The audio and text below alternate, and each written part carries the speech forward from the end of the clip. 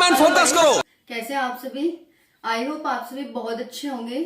स्वागत है आप सभी का target government job online YouTube channel पर।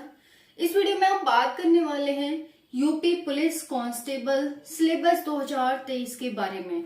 आप सभी जानते हैं भर्ती आने वाली है, अक्टूबर तक आपको भर्ती देखने को मिल जाएगी, हर हाल में देखने को मिल जाएगी। तो अभी कल इसका टेंडर जारी हुआ है, 2 दिन पहले यूपीएसआई का टेंडर जारी हुआ था। तो दोनों भर्तियां एक साथ आपको देखने को मिलने वाली हैं। तैयारी में जुट जाइए अच्छे से। तो बच्चों की डिमांड थी कि मैम यूपी पुलिस कांस्टेबल के बारे में कुछ बता दीजिए, कैसे हम तैयारी करें और सिलेबस क्या है, एक बार सिलेबस को बता दीजिए डिफाइन करके। तो मैं वही सिलेबस आपके लिए लेकर के आई हूँ। अच्छे से आपको बताऊंगी कौन कौन से टॉपिक आते हैं और किस सब्जेक्ट से कौन सा टॉपिक पूछा जाता है, कौन सा टॉपिक आपके लिए स्कोरेबल रहेगा, यानी कौन सा अगर आप इस टॉपिक को कर लेते हैं तो ज्यादा से ज्यादा मार्क्स गेन कर सकते हैं। तो इस बारे में हम इस वीडियो में बात करने वाले हैं। फ्रेंड्स, अगर आप चैनल पर नए हैं तो चैनल को सब्सक्राइब कर लेना, जिससे कि आगे आने वाला हर एक अपडेट आपके सबसे पहले पहुंचता रहे। स्टार्ट करते हैं यूपी पुलिस कांस्टेबल भर्ती 2023 सिलेबस के बारे में बात करेंगे। एक वीडियो मैं ऑलरेडी बना चुकी हूँ यूपी पुलिस कांस्टेबल पर कि कितने क्वेश्चन आते हैं, कितने मार्क्स के आते हैं, कितने घंटे का पेपर होता है, नेगेटिव मार्किंग क्या होती है। अभी तक पेपर ऑफलाइन होता था, लेकिन अब ड्यूल मोड में होने की बात हो रही है, यानी ऑनलाइन और ऑफलाइन दोनों तरीके से देखने को मिल सकता है आपको। दोनों तरीके से कैसे कि क्वेश्चन पेपर आपको स्क्रीन पर देखने को मिलेगा, कंप्यूटर स्क्रीन पर, और आपको जो अपने ऑप्शन देने होंगे वो ओएमआर शीट पर देने होंगे। तो इस तरह से ड्यूल मोड में आपका पेपर कराने की बात हो रही है। नेक्स्ट है कि इसके फिजिकल में क्या क्या आता है, सिलेबस क्या क्या होता है, सारी जानकारी मैंने आपको वीडियो में दे रखी है। मैं उस वीडियो को इस वीडियो के कमेंट आई बटन में पिन कर दूंगी, वहां जाकर आप उसे अच्छे से देखना, फिर उसके बाद इस सिलेबस को देखना, ठीक है। तो चलिए स्टार्ट करते हैं। यूपी पुलिस कांस्टेबल, अगर मैं इसमें बात करूं कितने क्वेश्चन आते हैं, तो देखिए यहाँ पर जीके जीएस और करंट अफेयर से 38 क्वेश्चन आते हैं 76 मार्क्स के। 38 क्वेश्चन 76 मार्क्स के, एक क्वेश्चन 2 मार्क्स का। जनरल हिंदी से 37 क्वेश्चन आते हैं 74 मार्क्स के। वहीं पर रीजनिंग से 38 क्वेश्चन 76 मार्क्स के, और मैथ से आते हैं 37 क्वेश्चन 74 मार्क्स के। तो आपके ये 150 क्वेश्चन हो जाते हैं और 300 मार्क्स हो जाते हैं। क्लियर हो गया?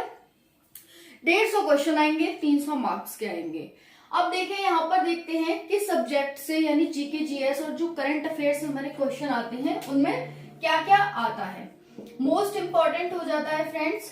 देखिए, मैं आपको बताऊंगी भी कि किस सब्जेक्ट को अगर आप अच्छे से कर लेते हैं, किस टॉपिक को कर लेते हैं तो वो स्कोरेबल रहेगा। भारत का इतिहास, जीके जीएस और करंट अफेयर में भारत का इतिहास। उससे पहले मैं बता दूं आपको करंट अफेयर। करंट अफेयर को आपको हिस्ट्री से भी जोड़ के पढ़ना है, पॉलिटी से भी, इकोनॉमी से भी और ज्योग्राफी से भी। जैसे ज्योग्राफी में हम किसी माउंटेन के बारे में पढ़ रहे हैं, न्यूज़पेपर में आ गया माउंटेन के बारे में, तो उसे हम जीएस से भी कनेक्ट करेंगे और करंट अफेयर से भी कनेक्ट करेंगे, ठीक है। तो इसलिए करंट के टच में रहो, और जब आपको सिलेबस याद रहेगा तो आप न्यूज़पेपर पढ़ रहे हैं या फिर कोई मैगजीन पढ़ रहे हैं तो आपको पता रहेगा कि ये टॉपिक तो हमारे सिलेबस में है, तो इसे हमें ध्यान से अच्छे से पढ़ना है। तो जो भी हम जिस भी एग्जाम की तैयारी कर रहे होते हैं उसका सिलेबस हमें अच्छे से लर्न हो जाना चाहिए, अच्छे से हमें पता होना चाहिए। तो इसीलिए जब भी करंट अफेयर क्या है, जीके जीएस के साथ रिलेट करके ही पढ़ा जाता है।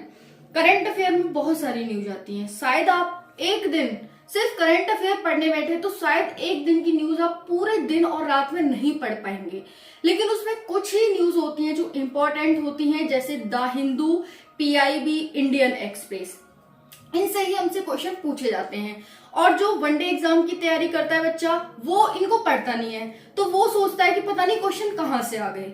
तो फ्रेंड्स, मैंने पीआईबी, द हिंदू और इंडियन एक्सप्रेस की एक क्लास भी चलाई है करंट अफेयर की, जो कि आप इसे डेली देख सकते हैं इसी चैनल पर।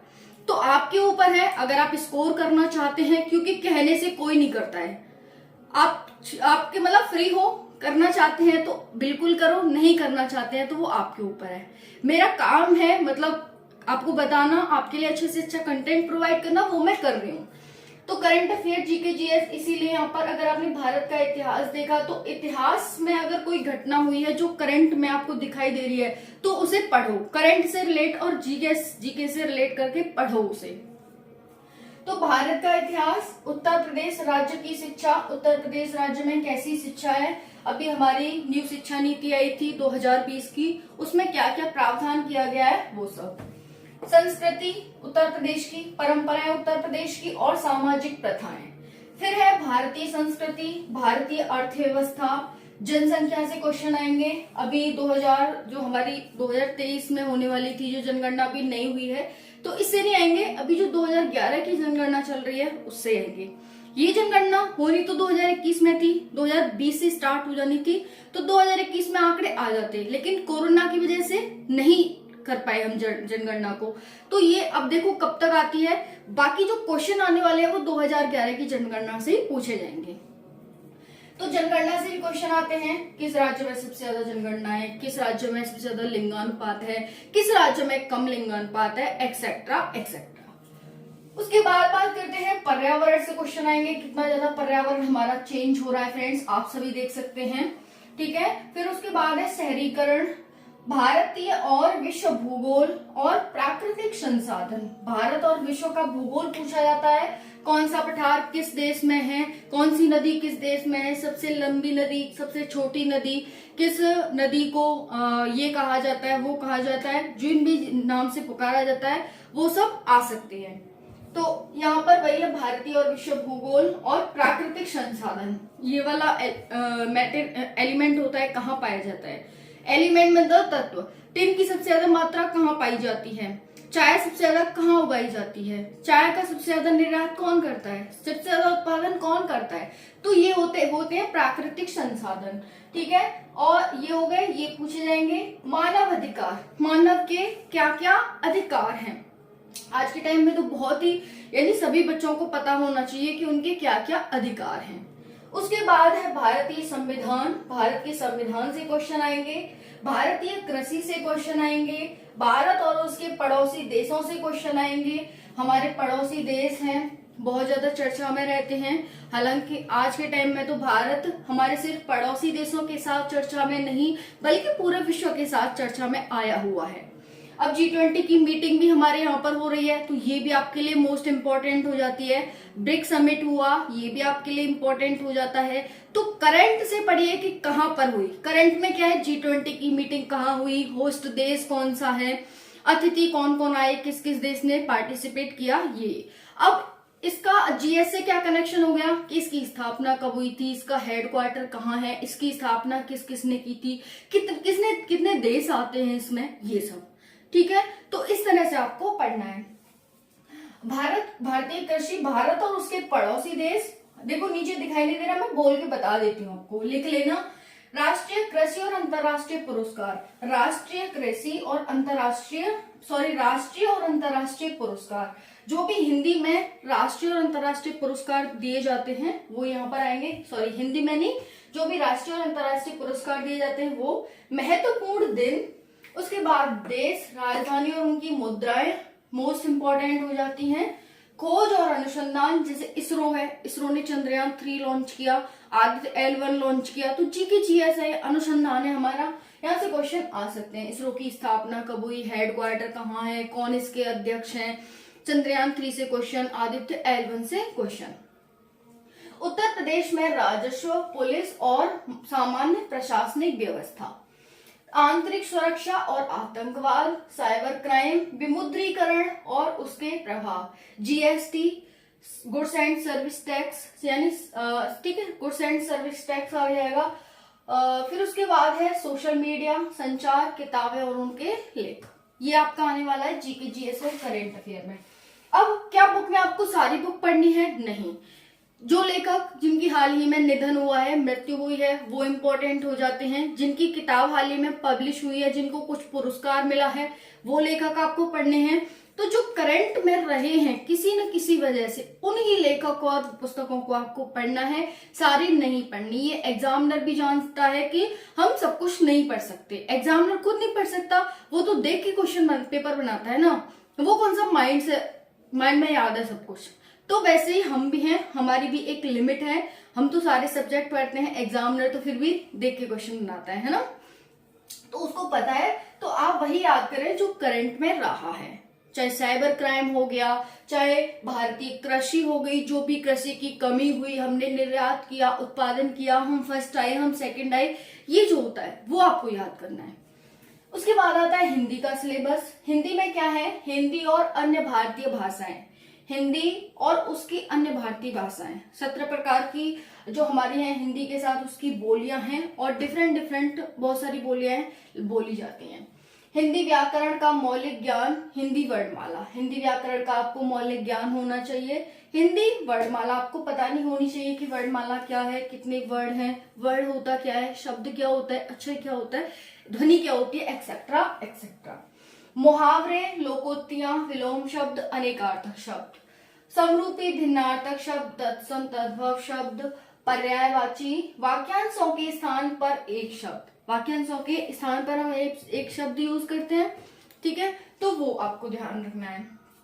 अशुद्ध वाक्यों को शुद्ध करना, रस, छंद, अलंकार, गद्यांश, प्रसिद्ध कवि, लिंग, काल, क्रिया, वचन, कारक, सर्वनाम, विशेषण, वाच्य, अव्यय, उपसर्ग, प्रत्यय, समास, संधि, लेखक और उनकी प्रसिद्ध रचनाएं, हिंदी भाषा में पुरस्कार इत्यादि।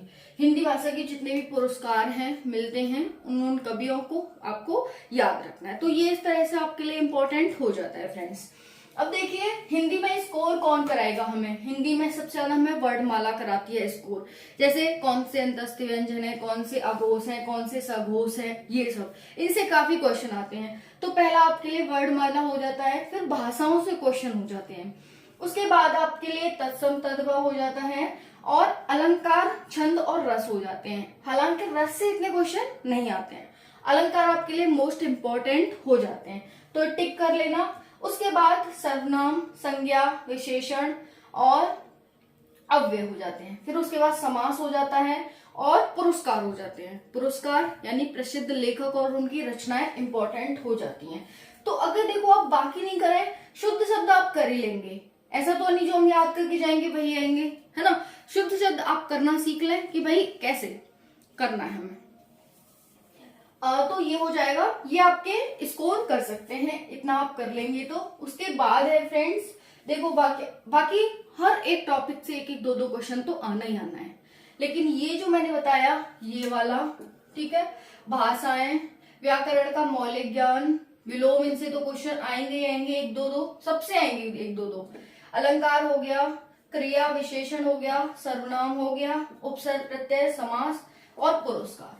इन टॉपिक को अगर आप अच्छे से पढ़ लेते हैं, गद्यांश से भी क्वेश्चन आएंगे जो कि आपका 5 से 10 नंबर का बनाने वाला है क्वेश्चन, तो ये हो जाएगा, इतना पढ़ लेंगे। उसके बाद जीके जीएस करंट अफेयर में आप क्या देखेंगे, देखो उत्तर प्रदेश तो इम्पोर्टेंट हो ही जाता है, उत्तर प्रदेश से ज्यादा क्वेश्चन लर्न करने की कोशिश करें, हर एक सब्जेक्ट से, जैसे भूगोल से क्वेश्चन लर्न करें, इतिहास से, राजनीति से, एक्सेट्रा एक्सेट्रा, तो यहाँ पर हो जाता है। और हम बात करें पर्यावरण से क्वेश्चन आएंगे आपसे, यहाँ पर अर्थव्यवस्था से क्वेश्चन ज्यादा आएंगे, सामाजिक प्रथाएं हैं उनसे क्वेश्चन पूछे जाएंगे, राष्ट्रीय और अंतर्राष्ट्रीय पुरस्कार, पड़ोसी देश, संविधान, प्राकृतिक भूगोल, यानी छोड़ना बहुत कम है, अच्छे से याद करना है। और जब हम अच्छे से याद करते हैं तो एक टॉपिक को दूसरे टॉपिक से कनेक्ट कर पाते हैं, इसीलिए छोड़ना कुछ मत, सब कुछ पढ़ो। टाइम है, अभी फॉर्म नहीं आए, टेंडर जारी हुआ है, अक्टूबर तक आपको फॉर्म देखने को मिल जाएंगे, तो अभी 2 महीने तो आपके पास लगभग ये हैं। उसके बाद एग्जाम 1-2 महीने बाद ही होगा, तो 3-4 महीने आराम से कर सकते हैं। ऑलरेडी आप पढ़ाई कर ही रहे होंगे पहले से। तो देखिए ये हमने देखा आज हिंदी और जीके जीएस करंट अफेयर का, रीजनिंग और मैथ का हम पार्ट 2 में देखेंगे, क्योंकि अच्छे से थोड़ा खुला खुला हो गया, एक बार में पॉसिबल भी नहीं था, बोर्ड की भी कुछ लिमिटेशन है, तो इस वजह से हम नेक्स्ट पार्ट में यानी कल हम देख लेंगे। उसके बाद क्या है, इस पूरे का स्क्रीनशॉट मैं कम्युनिटी पे डाल दूंगी, तो कम्युनिटी पे जो भी आपको नीचे नहीं दिखाया ना वो आप देख सकते हैं। तो कोई भी कमी रह गई हो वो आप मुझे बताना, कोई भी करेक्शन करने वाला हो कि मैम ऐसे और होता तो और अच्छा रहता। बाकी ये आप अच्छे से सिलेबस देख लें, बहुत अच्छा सिलेबस है और बहुत ही डिफाइन करके मैंने बनाया है। कोई भी डाउट रह गया हो कमेंट सेक्शन में पूछ सकते हैं, और कोई भी आपका सजेशन हो वो आप बता सकते हैं। वीडियो को लाइक कर दें फ्रेंड्स, चैनल को सब्सक्राइब कर लें। Thank you so much. जय हिंद।